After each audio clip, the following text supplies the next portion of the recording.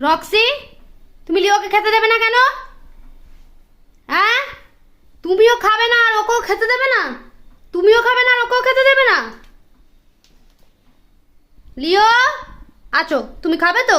আছো, আছো, আসো এখানে আছো, আমি ওকে রক্সিকে ধরছি। আচ্ছা লিয়া, আছো এখানে আছো, এ নাও এ নাও আমার কাছে। আচ্ছা এ নাও কই গেলে? এ নাও এ নাও, তুমি খাও।